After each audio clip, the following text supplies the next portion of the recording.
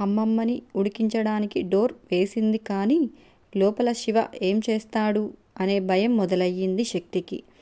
పాల గ్లాస్ తీసుకొని వెళ్ళేసరికి శివ కళ్ళు మూసుకొని పడుకొని ఉన్నాడు. పాలు తాగడానికి లేపితే వేరే ఏదో కావాలని పేచి పెట్టేలా ఉన్నాడు. పడుకోనివ్వడమే బెటర్ అనుకుంటుంది శక్తి మనసులో. పాల గ్లాస్ చూసేసరికి ప్రాణం ఒప్పుకోవడం లేదు. అయినా తిని లోపలికి వచ్చి పావుగంటైనా కాలేదు. అప్పుడే నిద్రపోయాడా అంటూ శివ మీదికి వంగి నిద్రపోతున్నాడో లేదో అని చూసింది శక్తి. తలలో మల్లెపూల వాసన గుమాలించి వస్తుంది. శక్తి వంగొని చూస్తూ ఉండగానే శివ ఒక్కసారిగా శక్తి చెయ్యి పట్టుకొని మీదికి లాక్కున్నాడు. ఆ వేగానికి శక్తి శివ మీద పడిపోయింది. దొంగ, పడుకున్నట్లు డ్రామా చేస్తావా అంది శక్తి. డ్రామా చేయకపోతే అటు నుంచి అటే పారిపోతావుగా, అందుకే అన్నాడు శివ. పారిపోయినా ఎక్కడికి పోతాను, తిరిగి తిరిగి ఇక్కడికే కదా రావాలి అంది శక్తి. హా, వస్తావు కానీ నేను నిద్రపోయిన తర్వాత వస్తావు అన్నాడు శివ. ఈ పాలు తాగు, చల్లారిపోతున్నాయి అంది శక్తి. శివ పాలు తీసుకొని ఫాస్టుగా తాగేసి శక్తిని మళ్ళీ మీదికి లాక్కున్నాడు. శివాని వదిలించుకొని బయటకు వెళ్దాం అంటే బయట అమ్మమ్మ కూర్చొని ఉంది. ఇప్పుడు గనుక బయటకు వెళ్తే తనకి అర్థమైపోతుంది శివకి తనకి మధ్య భార్యాభర్తల సంబంధం లేదని. అప్పుడు తను శివని నన్ను విడదీయడానికి ప్రయత్నిస్తుంది. నో, నేను శివకి దూరమై బతకలేను. నా శివ పక్కన ఎవరిని ఊహించుకోలేను అని మనసులో అనుకుంటుంది శక్తి. ఇక్కడే ఉండి శివ అల్లరిని భరించాలి అని నిర్ణయించుకుంటుంది. శివ, నువ్వు మళ్ళీ రూల్స్ బ్రేక్ చేస్తున్నావు అంది శక్తి కొంచెం కోపంగా. అబ్బా, ముట్టుకుంటే ఏం బ్రేక్ అవవే అంటూ శక్తిని గట్టిగా కౌగిలించుకున్నాడు శివ. శివ వైపు చూసి, నువ్వు మరీ ఇంత దగ్గరగా ఉండకు బాబు, నేనే రూల్స్ బ్రేక్ చేసేలా ఉన్నాను అంది. ఆ మాటలకి శివ నవ్వుతూ, అయితే చేసేద్దామా అన్నాడు. నో, నువ్వు వదులు, నేను వాష్రూమ్కి వెళ్ళాలి అంది శక్తి. అదేంటి, స్నానం చేశావుగా అన్నాడు శివ. హా, నువ్వు ఏదేదో చేశావుగా, ఈ సెగలు తగ్గాలంటే మళ్ళీ స్నానం చెయ్యాలి అంది శక్తి. అబ్బా, దేహాన్ని అంత కష్టపెట్టడం ఎందుకే అని నవ్వుతూ సాంగ్ ఆన్ చేసి శక్తిని వదలడం లేదు శివ. శివ రూమ్లో నుంచి వస్తున్న మ్యూజిక్కి వరుణ్, ప్రియ నవ్వుతుంటే సునంద ఆశ్చర్యంగా నోటి మీద చెయ్యి వేసుకొని అత్తగారి వైపు భయంగా చూసింది. సుహాని కోపంగా శకుంతల వైపు చూసింది. అసలే రగిలిపోతున్న శకుంతలకు మనవరాల్ని చూస్తే ఇంకా అసహ్యంగా ఉంది. శివ వదలకపోయేసరికి శక్తి కూడా కొంచెం సేపు రూల్స్ని పక్కన పెట్టింది. కాదు, శివ పక్కన పెట్టేలా చేశాడు. శివ లోపల చేస్తున్న గోల చూసి భరించలేక శకుంతల అక్కడి నుంచి వెళ్ళిపోయింది. శక్తి ఎలాగోలా నానా తిప్పలు పడి శివని కంట్రోల్ చేసి నార్మల్ కండిషన్కు తీసుకువచ్చి కాలేజీలో ముచ్చట్లు చెప్పుకున్నారు. మాట్లాడుతూనే శక్తి ఒడిలో పడుకుని నిద్రపోయాడు శివ. శక్తి శివ జుట్టులో చెయ్యి పెట్టి ప్రేమగా నెమురుతూ ఇప్పటిదాకా గోలగోల చేసి పసిపిల్లాడిలాగా నిద్రపోతున్న శివని చూసి ప్రేమగా గుండెలకు హత్తుకుంది. శివని సరిగా పడుకోబెట్టి శివ తాగిన పాల గ్లాస్ తీసుకొని మెల్లిగా డోర్ తెరిచి చూసింది. హాల్లో ఎవరూ లేకపోవడంతో తేలిగ్గా ఊపిరి పీల్చుకొని కిచెన్లోకి వెళ్ళి తన పాల గ్లాస్ తీసుకొని తాగుతూ ఉండగా వెనక నుంచి ఎవరో భుజం మీద చెయ్యి వేయగానే ఉలిక్కిపడి వెనక్కి తిరిగింది. శక్తి ఎదురుగా ప్రియని చూసి, హో గాడ్, ప్రియా, చంపేశావుగా అంది శక్తి. ప్రియా నవ్వుతూ, ఈ మాత్రానికే భయపడిపోతే ఎలా అంటూ శక్తిని కౌగిలించుకుని, మీ సాంగ్స్, మీ డ్యాన్సులు ఏమో గాని బయట అమ్మమ్మ గారి మొహం, ఆ సుహాని మొహం చూడాలి. వావ్, ఎంత బాగుందో. ఆ మాటలకు శక్తి నవ్వుతూ, అప్పుడే ఏమైంది ప్రియా? ఆవిడ అత్తయ్య గారిని పెట్టిన బాధలు అన్నిటినీ తెలుసుకునేలా తను కూడా ఒక అప్పుడు కోడలే అని గుర్తుకు చేస్తాను అంది శక్తి.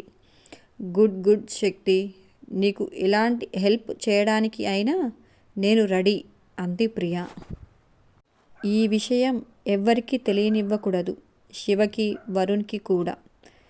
సరే శక్తి, ఓకే. శక్తికి ఎవ్వరికి ఏం చెప్పను. సరే బాయ్, గుడ్ నైట్ అని వెళ్ళిపోయింది ప్రియ. శక్తి తన గ్లాస్, శివ గ్లాస్ కడిగి బోర్లించి రూంలోకి వెళ్ళి శివ పక్కనే పడుకొని శివ గుండెల మీద తల వాల్చింది. అంత నిద్రలోనూ శక్తి పడుకోగానే చుట్టూ చేతులు వేశాడు శివ. శక్తి నవ్వుకుంటూ శివ చేతుల మీద చెయ్యి వేసి నిద్రపోయింది. పొద్దున్నే 6 గంటలు అవుతూ ఉండగా శక్తిని బలవంతంగా నిద్రలేపాడు శివ. అబ్బా శివ, పడుకోనివ్వు ప్లీజ్ అని బ్రతిమిలాడింది శక్తి. మధ్యాహ్నం పడుకుందువు లేవే, ఇప్పుడు లే, మా నాని కిందికి వచ్చే టైం అయ్యింది. నువ్వు ఇంకా లేవలేదు అంటే ఆవిడ కోప్పడుతుంది. మళ్ళీ నిన్ను ఏమన్నా అంటే నాకు బాధగా ఉంటుంది అన్నాడు శివ. ఇప్పుడే లేచి ఏం చేస్తుంది శివ? ఆవిడని కూడా వెళ్ళి పడుకోమను అంది శక్తి. నీ రాక్షసి అంటూ లేపి కూర్చోబెట్టాడు శివ. శక్తి ఏడుపు మొహం పెట్టుకొని లేచి వాష్రూమ్కి వెళ్ళి ఫ్రెష్ అయి బయటకు రాగానే ఎదురుగా సోఫాలో శకుంతలను చూసి ఒక్క నవ్వు విసిరింది శక్తి. శకుంతల శివ వైపు చూసి, ఇంటి కోడలు అందరికన్నా ముందు లేచి వంటింట్లో ఉంటే అప్పుడు ఆ ఇల్లు కలకల్లాడుతూ ఉంటుంది అంది. శివ ఏం మాట్లాడకుండా మౌనంగా ఉన్నాడు. సునంద అత్తగారికి కాఫీ తెచ్చి ఇచ్చింది. శకుంతల కాఫీ కప్ తీసుకుంటూ, సునంద, ఇప్పుడు నువ్వు అత్తగారివి అయ్యావు కదా, ఇక మీదట నువ్వు వంటింట్లో ఉండవలసిన అవసరం లేదు. టిఫిన్ ఏర్పాట్లు, భోజనం ఏర్పాట్లు నీ కోడలు చూసుకుంటుందిలే. పెళ్ళాం వచ్చినా నువ్వు కష్టపడుతుంటే కన్నా చూసి భరించలేడు కదా అని అంటుంది శకుంతల. శకుంతల వైపు శివ చూసి, ఆ మాటలకు శివ నోట్లో నుంచి అస్సలు మాటలు రాలేదు. అవును అంటే ఒక తంట, కాదు అంటే మరొక తంట. ఏమనాలో తెలియక తలని గుండ్రంగా తిప్పాడు శివ. శివ బాధ ఏంటో సునందకు మాత్రమే అర్థమవుతుంది. రా సునంద, వచ్చి ఇలా కూర్చో, నీతో మాట్లాడి చాలా రోజులు అయ్యింది అని అంటుంది శకుంతల. ఆవిడ అంత ప్రేమగా వచ్చి ఎందుకు కూర్చోమంటుందో సునందకు అర్థమయ్యింది. అత్తగారి మాటకు ఎదురు చెప్పలేక సునంద వెళ్ళి ఆవిడ పక్కన కూర్చుంది. ఇంతకీ నీ కోడలు పేరేంటి సునంద? శకుంతల అత్తయ్యగారు శక్తి అంది. సునంద మెల్లిగా, కన్నా, మీ ఆవిడను పిలువు అంది. శకుంతల. శక్తి అని పిలిచాడు శివ. శక్తి కిచెన్లో నుంచి వచ్చి శకుంతల ఎదురుగా నిలబడింది. నిన్న మన పరిచయం సరిగా జరగలేదు. కన్నా పెళ్ళి చేసుకున్నాడు అనగానే నా మెదడు పనిచేయడం ఆగిపోయింది. ఆవేశంలో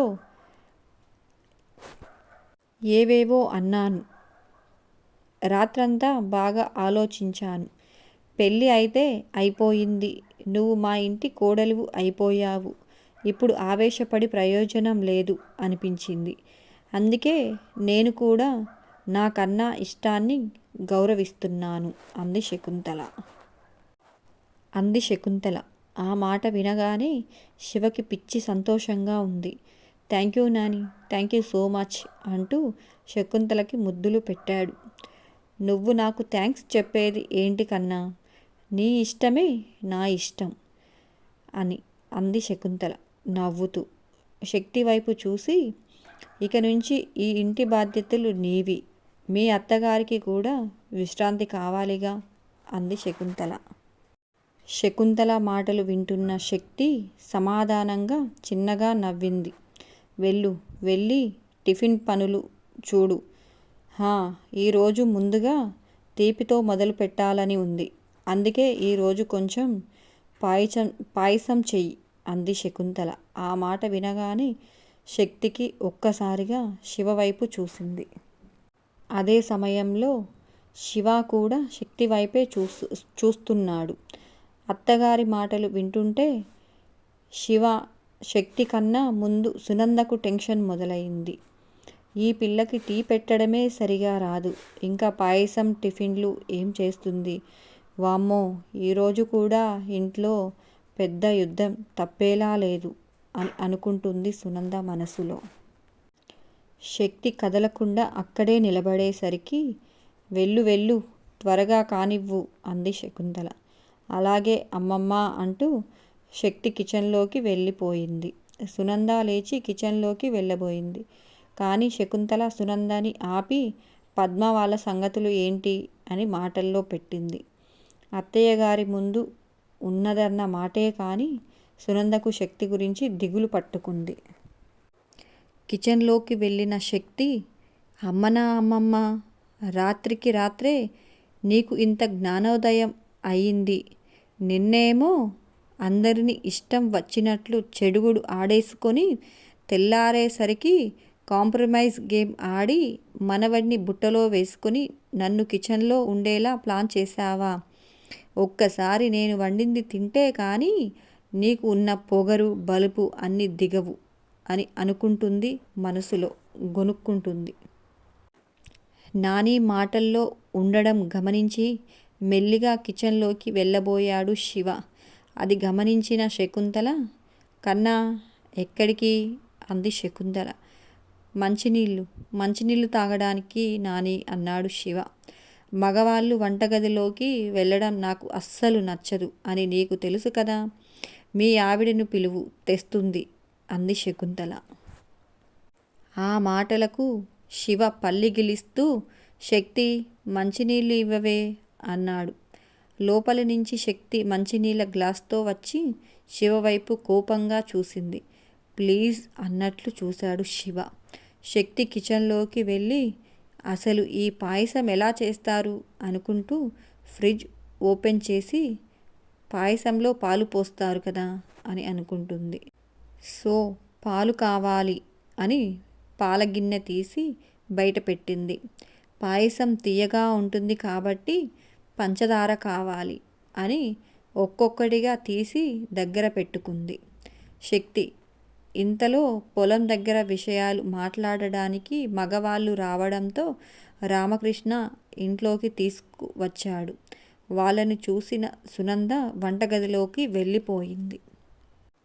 వెంటనే గిన్నె తీసి ఇచ్చి శక్తికి పాయసం ఎలా చెయ్యాలో త్వరగా చెప్పింది సునంద. తను చేస్తే అత్తయ్యగారు రుచిని గుర్తుపట్టేస్తుంది అని సునంద భయం. ఒకవైపు టీ పెట్టించింది సునంద. పాయసం గురించి చెప్తూనే టీ కప్పులో పోసి శక్తికి ఇచ్చి మామయ్య వాళ్లకు ఇచ్చి రమ్మని పంపించింది. శక్తి తీసుకువెళ్ళింది. రామకృష్ణ వాళ్లకు ఇచ్చింది. రామకృష్ణ అందరికీ మా కోడలు శక్తి అని పరిచయం చేశాడు. శక్తి అందరి వైపు చూసి చిన్నగా నవ్వింది. వెంటనే కిచెన్లోకి వెళ్ళింది శక్తి. అప్పటికే సునంద ఇడ్లీ స్టవ్ మీద పెట్టేసింది. ఇడ్లీలోకి పచ్చడి ఎలా చెయ్యాలో శక్తికి చూపించింది. శక్తి అత్తగారు చెప్పినవన్నీ జాగ్రత్తగా చూస్తూ ఉంది. ఇవి కొంచెం చల్లారాక మిక్సీకి పట్టు అంటూ అక్కడి నుంచి వెళ్ళిపోయింది సునంద. సునంద వెళ్ళగానే శివ చాటుగా కిచెన్లోకి వచ్చి పాయసం గిన్నె చూసి, వావ్ శివాంగి, నువ్వు పాయసం చేశావా అంటూ స్పూన్ తీసుకొని నోట్లో పెట్టుకొని ఏం మాట్లాడకుండా అలాగే బిగుసుకుపోయాడు శివ. శివ అలాగే ఉండేసరికి శక్తికి భయం వేసి శివ శివ అని గట్టిగా ఊపింది. శివ నవ్వుతూ శక్తి వైపు చూసి, సూపర్గా ఉందే రాక్షసి, కానీ మా మమ్మీ అంత కాదులే అన్నాడు శివ శక్తిని ముద్దు పెట్టుకుంటూ. శక్తికి చిరుకోపంగా శివాని ఒక్కటి వేసి అలాగే నిలబడితే భయంతో చచ్చాను. బాబూ, ఇలాంటి వేషాలు వెయ్యకు, నాకు గుండె ఆగిపోతుంది అంది. నువ్వు ఇలా వంటలు చేస్తుంటే నా గుండె కూడా ఆగిపోయేలా ఉందే రాక్షసి అంటూ శక్తిని గట్టిగా కౌగిలించుకున్నాడు శివ. శివ, వదులు, మీ నాని చూసిందంటే మగవాళ్ళు వంటింట్లోకి రావడం నాకు ఇష్టం లేదు కన్నా అంటూ మళ్ళీ క్లాస్ పీకుతుంది అంది శక్తి వెటకారంగా. ఆ మాటలకు శివ నవ్వుతూ, ఆవిడ ఇప్పుడు వేరే పనిలో ఉందిలే, మనల్ని పట్టించుకోదు అన్నాడు శివ.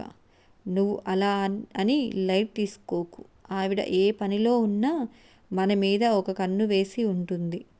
ఆ కోపం ఈ కోపం మొత్తం అత్తయ్య గారి మీద చూపిస్తుంది. అది నాకు ఇష్టం లేదు అంది శక్తి. అందుకే నువ్వు ఇక్కడి నుంచి వెళ్ళు శివ అంది శక్తి. అబ్బా, వెళ్తున్నాన్లేవే, ఉండవే అంటూ పాయసం ఇంకొక స్పూన్ నోట్లో పెట్టుకొని పక్కన ఉన్న పసుపును తీసి శక్తి బుగ్గలకు రాసి పారిపోయాడు శివ. పసుపును తుడుచుకుంటూనే నవ్వుకుంటుంది శక్తి. పచ్చడి మిక్సీకి పట్టి అన్ని గిన్నెల్లో సర్ది డైనింగ్ టేబుల్ మీద పెట్టింది శక్తి. మాట్లాడుకోవడం అయిపోయి అందరూ వెళ్ళిపోయారు. తర్వాత బ్రేక్ఫాస్ట్ చేయడానికి వచ్చి కూర్చున్నారు అంతా. అంతే. ఈ వీడియో నచ్చిందా? నచ్చినట్లయితే మన ఛానల్ని సబ్స్క్రైబ్ చేయండి, లైక్ చేయండి, కామెంట్ చేయడం మర్చిపోకండి. ఉంటాను. మరొక టాపిక్తో మీ ముందుకు వస్తాను. Bye bye.